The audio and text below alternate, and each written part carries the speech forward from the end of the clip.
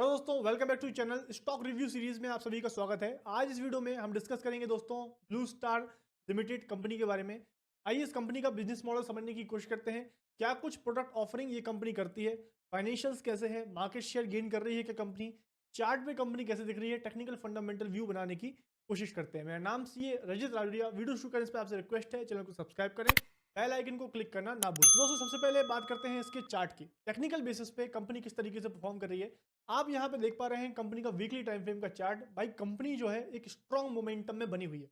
लगभग 2020 कोविड के बाद मार्केट लगभग 240 पे स्टॉक था, वहां से बढ़ के 10 गुना 2400 तक ये कंपनी पहुंच चुकी है। लगभग 10 गुना की रैली इस कंपनी ने दी है।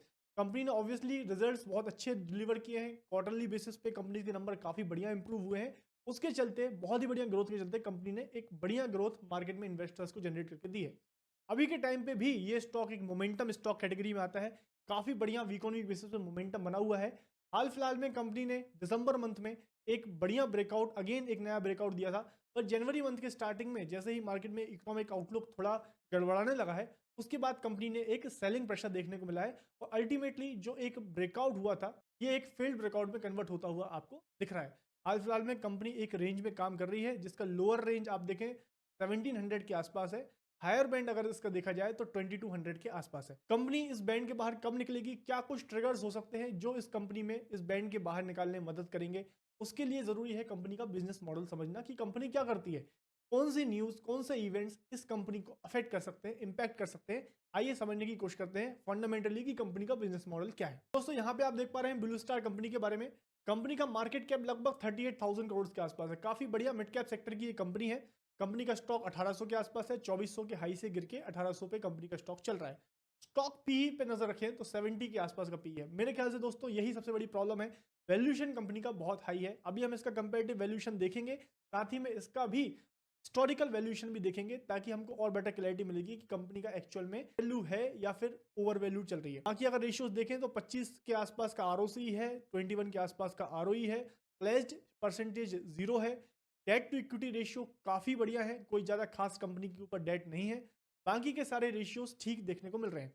कंपनी का अगर बिजनेस मॉडल समझने की कोशिश करें तो यहाँ पे आप देख पा रहे हैं कंपनी जो है air purifier, air coolers, water purifier, cold storage category में काम करती है। एक जनरल व्यू होता है ये कंपनी एसी बनाती है, एसी सेक्टर की कंपनी, एयर कंडीशनिंग कंपनी है। सिर्फ ये एयर कंडीशन नहीं बनाती है, ये और भी बहुत से काम करती है दोस्तों। सबसे पहला जो इसका सेगमेंट है वो है electro mechanical projects. Large central ACs जैसे कि वेयर हाउसिंग, कोल्ड स्टोरेज वगैरह होते हैं, वहां पे ये कंपनी काम करती है। Ventilation project, fire fighting projects, water projects, plumbing projects, electrical projects, जो भी बड़ी कंपनीज होती हैं उनको अपने प्लांट के लिए ये सारी चीजें इंस्टॉल करानी होती है, उसमें ये कंपनी काम करती है। कितना परसेंटेज रेवेन्यू इस सेक्टर से आता है, इस सेगमेंट से आता है, वो हम आगे पढ़ेंगे। कमर्शियल एयर कंडीशनिंग करती है ये। एसी जो घर में लगता है वो अलग होता है, जो कमर्शियली लगता है वो अलग होता है। यहाँ पे जो है conventional inverter ducted air conditioning system होता है, हॉल चिलर्स होते हैं, जो कि companies building real estate properties में इंस्टॉल करे जाते हैं कमर्शियली।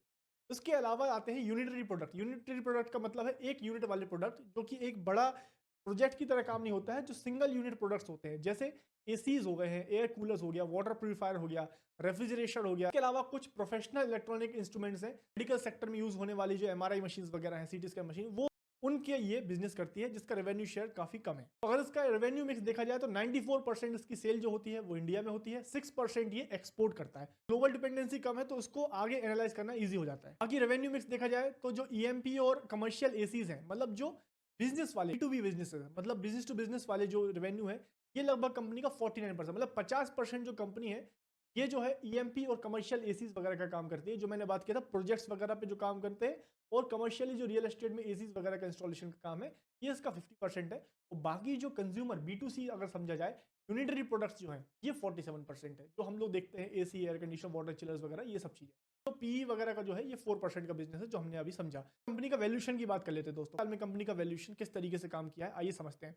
देखिए यहाँ पे एक बहुत ही बढ़िया ट्रेंड आपको देखने को मिल रहा है। पिछले 3 साल में इसका जो पी है एक्सपांड होता हुआ आपको दिख रहा है। यहाँ पे आप देख पा रहे हैं कभी इसका पी 50-40 हुआ करता था, वहां से 50 हुआ, फिर 60 हुआ, फिर 70। ये जिस भी कंपनी में देखने को मिलता है, ये बताता है कि कंपनी को मार्केट जो है इज्जत दे रहा है, इज्जत मिल रही है कंपनी को, इसीलिए इसका जो पी है ये एक्सपांड हो रहा है। और दोस्तों सबसे बड़ी बात, आप ये चलिए लाइन तो आप देख ही रहे हैं, इसके साथ साथ आप इसका जो अर्निंग है ये भी तो देखिए।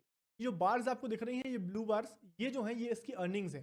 तो मतलब यार पी भी बढ़ रहा है तो अर्निंग्स का भी ट्रेंड देखिए कितना जबरदस्त है। ये एक स्ट्रॉन्ग कंपनी की निशानी है और शायद यही रीजन है कंपनी मल्टीबैगर आपको 10 गुना कंपनी होती हुई दिखी है पिछले 5 साल। का पी जो है एक तरीके से थोड़ा रुक चुका है, एक बैंड बना चुका है।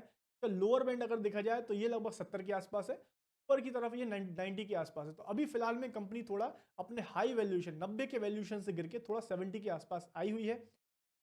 इसका मीडियन पी अगर देखें तो 59। कंपनी थोड़ी ओवर वैल्यूड है, बहुत ज्यादा ओवर वैल्यूड नहीं है भाई। 90 का जो पी था वो गिर के अभी 70 पे आ चुका है, लगभग इसका मीडियन पी 60 का है। तो फेयरली थोड़ी ओवर वैल्यूड है, बहुत ज्यादा ओवर वैल्यूड कंपनी अभी नहीं है। कॉम्पिटिटर की बात किया जाए तो एक बहुत बड़ा कॉम्पिटिटर इसका वोल्टास। लेकिन वोल्टास जो है ना दोस्तों, इसका लगभग 77% जो बिजनेस है वो तो एसी से ही आता है, जो घरों में रूम एसी जो लगते हैं उनसे। इसको लाइक टू लाइक कंपेरिजन इस बिजनेस के साथ इसका नहीं किया जा सकता है। ये B2B B2C होने के बाद भी, इतनी प्रोडक्ट रेंज होने के बाद भी इसका पीई वोल्टास से ज्यादा है, 70 के आसपास है। मतलब कंपनी ने बहुत जबरदस्त ग्रोथ दिखाई है।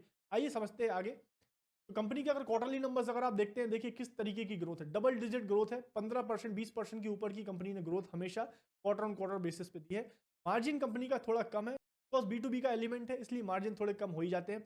बाकी अगर एनुअल सेल्स की बात करी जाए तो 20% 30% के आसपास की इसकी एनुअल सेल्स रही है। अगर हम देखें पिछले 5 साल में 13% कंपाउंडेड, 3 साल में 31% का कंपाउंडेड एनुअल ग्रोथ सेल्स में दिखी है और पिछले TTM बेसिस पे 26% का ग्रोथ है। प्रॉफिट में देखिए सेल्स बढ़ी है 31%, प्रॉफिट बढ़ा है 78%। हर साल प्रॉफिट ग्रोथ बहुत जबरदस्त देखने को। और उसी की तरह अगर इसका कैगर देखा जाए भाई, स्टॉक हर साल अगर देखा जाए पिछले 5 साल में हर साल 38% के कैगर से बढ़ा है। हर साल कंपाउंडेड एनुअली 38% की ग्रोथ दिखाई है पिछले 5 साल में, और पिछले 10 साल में 28% की ग्रोथ दिखाई है। काफी बढ़िया मोमेंटम इसने पिछले 10 साल में दिखाया है। ROE ROC जो है कंसिस्टेंट आपको देखने को मिल रहा है, कोई फ्लक्चुएशन इसमें खास नहीं है। होल्डिंग की बात करें तो प्रोमोटर की लगभग 36% तक की होल्डिंग है। FII का अच्छा खासा स्टेक है इसमें, DII का भी बढ़िया स्टेक है, एंड पब्लिक का 20% के आसपास का है। 8 डिकेड की जर्नी है दोस्तों कंपनी की, 80 साल से कंपनी इस सेक्टर में काम कर रही है। बाकी प्रोडक्ट ऑफरिंग हमने समझा, एयर कंडीशन वगैरह के इसके प्रोडक्ट्स होते हैं। Q3 के फाइनेंशियल परफॉर्मेंसेस की बात की जाए तो दोस्तों रेवेन्यू 25% से बढ़ा है, EBITDA 35% से बढ़ा है, पैट कंपनी का जो है 33% से बढ़ा है, और EPS 32% से बढ़ा है। मतलब ये कंपनी ने Q3 में भी बढ़िया ग्रोथ दिखाई है। ऑर्डर बुक अगर देखी जाए, ऑर्डर बुक भी 32% से बढ़ी है। कैरी फॉरवर्ड ऑर्डर्स जो हैं ये भी 13% से बढ़े हैं, ये भी काफी इंप्रेसिव देखने को मिल रहा है। दोस्तों देखा जाए ओवरऑल कंपनी का बिजनेस मॉडल हमने समझने की कोशिश करी है। इन कंपनी के पॉइंट्स ये हैं दोस्तों की कंपनी जो है ग्रोथ फेज में है, काफी बढ़िया ग्रोथ कंपनी दिखा रही है। ये जो स्टॉक है मेनली अर्निंग्स पे डिपेंडेंट होता है। अगर क्वार्टरली अर्निंग्स इस कंपनी की बढ़िया बनी रहेगी, मोमेंटम बना रहेगा अर्निंग्स में, स्टॉक में भी इसका मोमेंटम रिफ्लेक्ट होगा। इस कंपनी में अगर आपको कमांड रखना है, इसके क्वार्टरली जो नंबर्स हैं है ना, उन पे नजर रखनी है दोस्तों। आई होप दोस्तों इस स्टॉक से रिलेटेड आपके जो भी डाउट्स थे वो क्लियर हुए हैं। वीडियो इन्फॉर्मेटिव लगा है तो please hit the like button, comments में बताइए नेक्स्ट किस स्टॉक पे आपको वीडियो चाहिए। Thank you for watching, happy trading. Investments in securities market are subject to market risks. Read all the related documents carefully before investing.